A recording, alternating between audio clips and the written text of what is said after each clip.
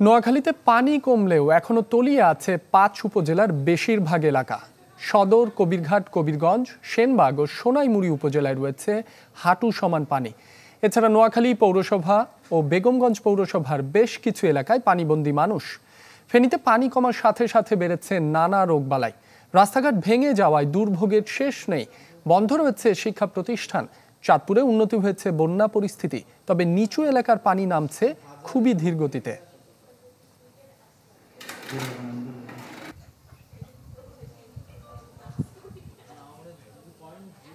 বন্যা পরিস্থিতির আরো খবর জানাতে নোয়াখালী ও ফেনী থেকে যোগ দিচ্ছেন আমাদের সহকর্মীরা।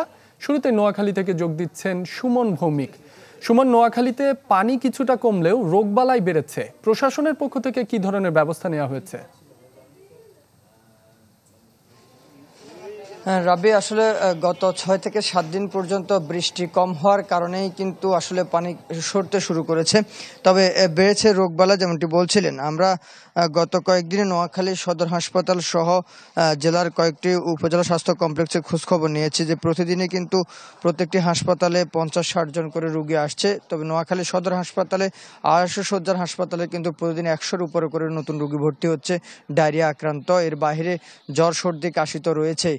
বর্তমানে প্রায় ২৫০-র মতো রোগী কিন্তু সদর হাসপাতালে ভর্তি রয়েছে। এখানকার যিনি তত্ত্বাবধায়ক তিনি আমাদেরকে জানিয়েছেন যে সেক্ষেত্রে যে পরিমাণ ওষুধ প্রয়োজন সেটি তারা আসলে সরকারের যে থোক বরাদ্দ থাকে, বাৎসরিক বরাদ্দ, সেখান থেকেও দিচ্ছেন। একই সঙ্গে ইমার্জেন্সি আকারে ঢাকা এবং চট্টগ্রামে ওষুধ প্রশাসন যারা আছে বা স্বাস্থ্য প্রশাসনের কাছ থেকে তারা সহযোগিতা পাচ্ছেন এমনটি বলছেন। কিন্তু রোগীদের কথা হচ্ছে ভিন্ন জিনিস। রোগীরা বলছে যে শুধু স্যালাইন ছাড়া তেমন কিছু পাচ্ছে না। অপরদিকে যারা কর্তৃপক্ষ রয়েছে তারা বলছেন যে পরিমাণ রোগী, এই পরিমাণ রোগীদেরকে আসলে সকল প্রকার ওষুধ দেয়া খুবই দুঃসহ হয়ে পড়েছে। কারণ এখানে সিটের সাইতে কিন্তু রোগী অনেক বেশি। যেখানে মাত্র ২০টি বেড রয়েছে সেখানে যদি ২৫০ রোগী ভর্তি থাকে তাহলে সেক্ষেত্রে আসলে ওষুধ কিছুটা তো সমস্যা হতেই পারে। তারপরেও কিন্তু বিভিন্ন সংগঠন বা সরকারের অন্যান্য যেসব সংস্থা রয়েছে তাদের সহায়তায় কিন্তু ওষুধ সরবরাহ রয়েছে।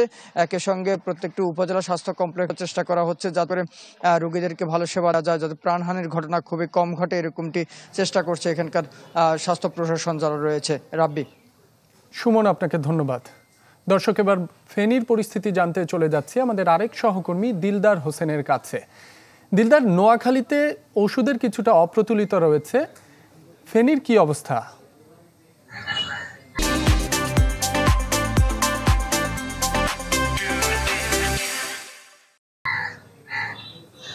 রাব্বি, আপনি যেমনটি বলছেন নোয়াখালীর ওষুধের বিষয়টি, ফেনীতেও আসলে যারা চিকিৎসা সেবা নিচ্ছে তারা মূলত বাইরে থেকে নিজেরা ক্রয় করে তারা হাসপাতালে চিকিৎসা সেবা নিচ্ছেন। আসলে হাসপাতালে যে পরিমাণ রোগী, এই পরিমাণ রোগীর জন্য ওই পরিমাণ বরাদ্দ হাসপাতালে নেই, যার ফলে এখন রোগীরা তার স্বজনরা বাইরে থেকে কিনেই এটা ব্যবহার করছেন।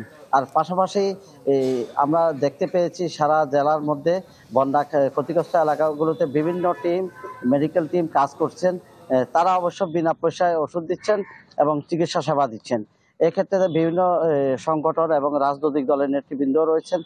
তারা স্কুল, কলেজ, মাদ্রাসাগুলোতে ক্যাম্প করে তাদের সেবা দিচ্ছেন। পাশাপাশি সেনাবাহিনী, নৌবাহিনী এবং অন্যান্য যে সরকারি সংস্থা তাদেরও মেডিকেল টিম রয়েছে, তারাও কাজ করছেন। আর এই চিকিৎসা সেবাটা আসলে চলছে। আর ত্রাণ সরবরাহ প্রত্যন্ত অঞ্চলে দেওয়া হচ্ছে বলে আমরা গতকাল থেকে দেখেছি, আজকেও দেওয়া হচ্ছে শুনলাম। এবং এই নিয়ে তাদের স্থানীয়দের অভিযোগ নেই। তবে যারা ক্ষতিগ্রস্ত বাড়িঘর রয়েছেন তারা তাদের বারবার আমাদেরকে জানাচ্ছেন যে তাদেরকে যেন পুনর্বাসন করা হয় এবং যেন ক্ষতিটা পুষিয়ে নেওয়া হয়। এই ছিল আমার সর্বশেষ। রাব্বি। দিলদার, আপনাকে ধন্যবাদ। দর্শক, নোয়াখালী ও ফেনী থেকে বন্যা পরিস্থিতির খবর জানাচ্ছিলেন আমাদের সহকর্মীরা।